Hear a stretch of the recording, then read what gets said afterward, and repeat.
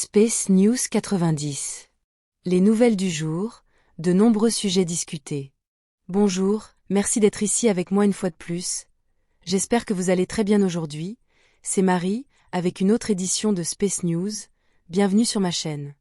Ces informations peuvent être vues comme de la science-fiction, ou comme le spectateur le voit le mieux, et je les publie uniquement à des fins de divertissement.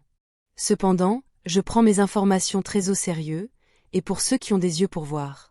J'écris ceci le matin du 11 juillet 2025. Regarder les épisodes de Space News 81 à 89 peut être conseillé pour mieux comprendre de quoi je parle. J'ai de très bonnes nouvelles pour commencer. Nos efforts pour communiquer avec les autres races de la Fédération Galactique qui nous observent et tout ce qui se passe sur Terre ont progressé, car pas moins de 15 d'entre elles ont déclaré qu'elles comprennent maintenant ce qui se passe, et pourquoi la Triade, Antaria, Urma et Tegeta, n'avaient d'autre option que d'agir de manière agressive, y compris à l'intérieur du vaisseau biosphère andromédien Viera. Ce ne sont en aucun cas toutes les races stellaires observatrices. Néanmoins, c'est une grande avancée, d'autant plus qu'elles acceptent maintenant ouvertement que nous sommes les représentants de la fédération locale, même si la zone que nous contrôlons n'est qu'un petit coin, l'espace autour de la Terre, et nulle part ailleurs dans ce système solaire. Ces 15 races stellaires, dont je choisis de ne pas mentionner les noms pour l'instant, car ce ne serait qu'une longue liste de noms sans signification pour la plupart des gens, à quelques exceptions près. Être reconnus par ces races stellaires nous aide également à valider que nous avons agi dans le respect de la légalité et avons toujours suivi des lois spatiales strictes. Ces races ont offert leur aide, et pour l'instant, tout ce que nous leur avons demandé, c'est de voir par elles-mêmes l'état dans lequel se trouve la Terre, et de nous aider à partager ce qui se passe aux autres races stellaires, car la plupart d'entre elles sont encore immergées et croient encore à la propagande douteuse de la Fédération locale de Saturne. Compte tenu de leur situation, il n'y a pas grand-chose de plus que ces races stellaires peuvent faire, mais nous verrons au fur et à mesure que les choses avancent. Une autre bonne nouvelle qui est associée à celle-ci est que le Haut Conseil andromédien dans le Viera a déjà déclaré qu'il comprend parfaitement la situation et pourquoi les choses se sont déroulées ainsi, et que nous n'avions pas d'autre choix que de procéder en utilisant une force écrasante. Ils souhaiteraient que les choses n'en arrivent pas là, mais ils ont déclaré ouvertement aux autres races stellaires observatrices qu'ils comprennent et nous soutiennent. Ils ont également déclaré qu'ils avaient besoin de temps pour traiter ce qui s'est passé, avant de dire quoi que ce soit. Pour l'instant, le vaisseau biosphère andromédien Viera restera en orbite terrestre haute, et il est en cours de réparation par leurs amis les Arcturiens pendant que vous entendez ceci, et qui ont également déclaré qu'ils nous soutiennent, la Triade. Passons à autre chose de plus proche de la Terre. Nous voulons que vous sachiez que les étranges événements météorologiques extrêmes impliquant des inondations en particulier, que vous avez vécu au Mexique et dans certaines parties des États-Unis, sont entièrement artificiels. Pour nous c'est un fait avéré car nous avons détecté d'innombrables lignes dans les cieux qui sont produites par ce que vous voyez sur votre écran sur les zones touchées et les zones adjacentes connectées. Je ne peux pas être direct ici. Nous avons également détecté 2 vaisseaux en mer, exactement comme celui que nous avons également vu près de la région de Valence en Espagne, lorsqu'ils ont également subi une grande inondation récemment. Les 2 navires sont équipés de nombreuses antennes associées à quelque chose dont le nom ressemble à un instrument de musique que vous jouez avec vos doigts, et qui est associé à des âmes qui en jouent tout en étant assises sur un nuage au paradis. Un navire se trouve du côté de l'océan Pacifique, diffusant son énergie vers l'est, et l'autre se trouve dans le golfe du Mexique, car c'est le nom correct, lorsque les inondations se produisaient là-bas au Mexique, tandis qu'il émettait son énergie vers l'ouest.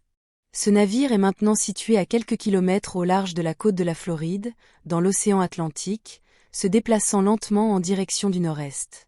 Il est plutôt facile pour nous de voir les schémas énergétiques à partir d'ici, et nous considérons cet événement comme une autre attaque directe contre le Mexique, et en ce qui concerne le Texas et d'autres États du Sud, cela va probablement dans le même sens, bien que je ne sois au courant d'aucune motivation de la cabale pour les attaquer, autre que probablement la même qui s'applique au Mexique et au problème des immigrants. Nous avons détecté un autre vaisseau comme ces 2-là, entrant dans la baie du Bengale, à l'est du Sri Lanka, se déplaçant vers le nord à une vitesse lente. Donc, méfiez-vous des moussons et des inondations exceptionnellement fortes dans la zone allant du Vietnam à l'Inde. N'oubliez pas qu'il ne s'agit que d'une possibilité et d'un avertissement, car nous ne pouvons pas savoir ce qu'ils préparent. Nous ne pouvons pas écarter d'autres inondations artificielles se produisant au Mexique, aux États-Unis et ailleurs, et à l'heure actuelle, et honnêtement, il n'y a pas grand-chose que nous puissions faire d'ici pour contrer cela, alors s'il vous plaît, soyez prudents. Nous expérimentons l'annulation de la fréquence des ondes pour contrer les navires avec ce qui ressemble à un instrument de musique. Nous pensons que cela peut annuler leur transmission presque complètement ou complètement, mais nous en sommes encore à un stade expérimental. Ce ne sont pas les seuls événements étranges, car des choses inhabituelles se produisent partout dans le monde, comme des brouillards denses et bizarres en Argentine, et une série de tremblements de terre en Amérique centrale, en particulier au Guatemala, et des menaces d'autres tremblements au Japon. Les capteurs frontaux situés sur le nez de nos grands vaisseaux peuvent facilement détecter des anomalies énergétiques et magnétiques à la surface d'une planète, et même sous sa croûte. Nous concluons également qu'étant donné le modèle d'onde qui a pu être observé juste avant le tremblement de terre, il est fort probable qu'il soit déclenché artificiellement. Passons à d'autres choses. Le Haut Conseil de Tegeta a rapporté qu'il n'avait reçu aucun nouveau rapport de personnes disparues, en particulier de jeunes femmes, au cours des 2 derniers mois, mais malheureusement, en raison des limitations récentes, nous n'avons pas pu retrouver davantage de personnes disparues. Pour l'instant, bien que ces données ne puissent pas être précises, nous avons récupéré environ 65% de toutes les personnes Tejet disparues, dont nous soupçonnons fortement qu'ils ont été emmenés sur Terre par la cabale maléfique et son SSP. Antaria, de son côté également, ne signale aucune disparition pouvant être attribuée à des enlèvements, seulement à d'autres événements sans rapport. Contrairement à Tegeta, Antaria conserve un registre précis de la localisation de sa population, il est donc plus facile pour eux de voir quand quelqu'un est porté disparu. J'ai parlé de ce problème avec le Haut Conseil de Tegeta, et nous avons convenu que nous devrons procéder à un recensement complet de la population. Cela fait un certain temps que cela n'a pas été fait. Nous ne l'avons pas encore fait parce que le Haut Conseil de Tegeta et moi-même ne voulions pas être intrusifs envers les citoyens, mais il nous faut pourtant un moyen de savoir qui est porté disparu, autre que de simples rapports civils de témoignages oculaires. Pour cela et d'autres fonctions nécessaires, nous construisons un bâtiment spécial à Toleka City pour abriter tout ce qui est nécessaire au recensement et ses données, ainsi qu'à la protection de la population civile. Cela comprendra un système de réponse rapide, que toute personne disposant d'un communicateur pourra déclencher en cas de détresse. Ce nouveau bâtiment sera le plus haut des environs. Il est maintenant à un stade de construction assez avancé, et nous en sommes très fiers. Il ressemble à une longue feuille torsadée, et il sera en 2 nuances de vert, de conception très organique.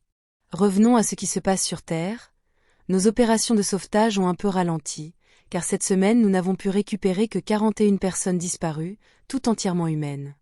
Nous avons également découvert que les tempêtes et les inondations récentes sont utilisées pour isoler et séparer les jeunes de leurs familles afin qu'ils puissent les faire disparaître. Parmi les 41 personnes secourues cette semaine, 24 d'entre elles venaient de la région du Texas et du Nouveau-Mexique, principalement près de la frontière mexicaine. Tous les sauvetages ont été effectués par nos engins STAC, effectuant des missions nocturnes uniquement, au-dessus des zones touchées, malgré les conditions météorologiques épouvantables. Nos pilotes ont également signalé avoir sauvé plus de 50 animaux, principalement des animaux domestiques coincés dans les cimes des arbres et sur les toits des maisons détruites et de débris flottants, mais aussi quelques vaches et quelques animaux sauvages, comme 2 opossums qui étaient ensemble. Ils les emmènent simplement dans un endroit sûr, qui n'est pas inondé, et là ils les libèrent. Si vous vous demandez comment ils ont tous été sauvés, un petit rayon tracteur a parfois été utilisé, mais généralement, et pour les plus petits animaux, le copilote des stacks se suspend vaillamment de la rampe frontale ouverte avec un harnais, et attrape l'animal en détresse avec ses mains. Personne ne leur a demandé de faire ça, c'est quelque chose qu'ils ont décidé de faire de leur propre chef, et je les en remercie.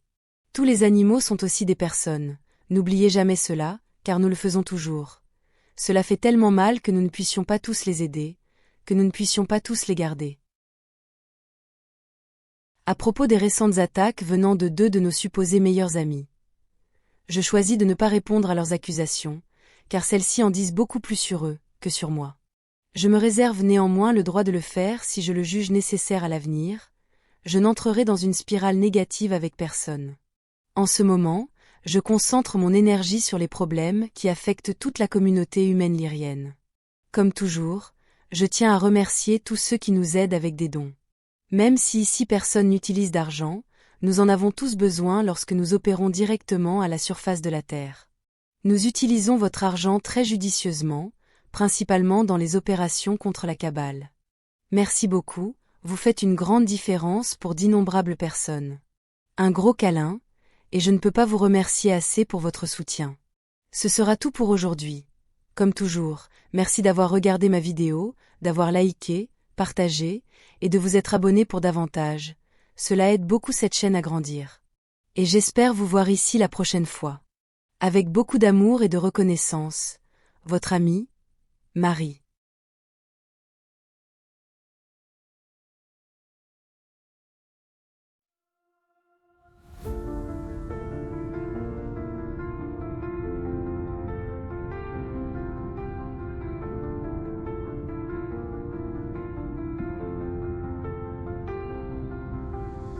Dans l'immensité des cieux, nos rêves se déploient. Une étoile de nos voeux vers un monde de joie. Chaque lumière dans la nuit raconte une histoire, un voyage infini aux confins de l'espoir. Nous sommes des voyageurs sous un ciel infini, portés par des ailes